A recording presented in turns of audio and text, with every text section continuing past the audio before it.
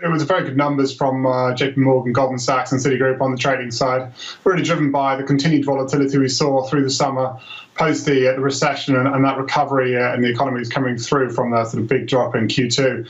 I think looking forward, the sort of view is that you've still got elevated volatility relative to last year. You've got the US election going through, obviously got the virus resurgence coming through, Brexit, transition to LIBOR, so quite a few factors which we think will encourage further trading in Q4, but probably slightly down Q on Q, but up year on year. I want to get into what we're seeing on the provisioning front, because it's been a huge focus on what the bank executives see lying ahead, whether there's going to be more pain for consumers and businesses. And Bank of America, which has $1.4 billion in provisions, they are saying that the improving economy is allowed to release some of the money it had set aside for consumer loan losses. Do you think the banks are well positioned, or could there be another hit coming down the track? Well, I think generally, if you look at their base cases, they're reasonably conservative. Most of their base cases have unemployment ending this year slightly higher than it was in the last numbers. So I think that those numbers, the provisioning is pretty conservative. JP Morgan's got $35 billion worth of reserves.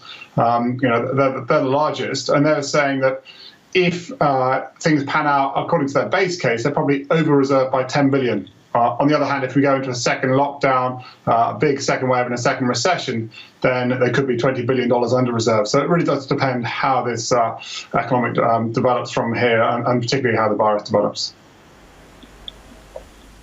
John, to your point about them being, for the most part, conservatively positioned when it comes to the reserves they've already put aside, when might we see banks actually look to release those reserves?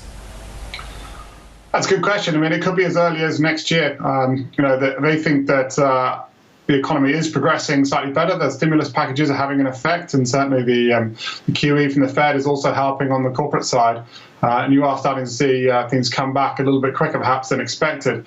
So hopefully, we should see some of that in 2021. Having said that, in terms of actually charge-offs and when some of these debts are likely to go bad, they've already reserved for them, but then they still have to charge them off. That might not happen until the second half of next year. It's been quite a strange recession in terms of how the things have played out. So it could be towards the second half of next year until we actually start seeing those releases, perhaps even in 2022 before we see all of them released.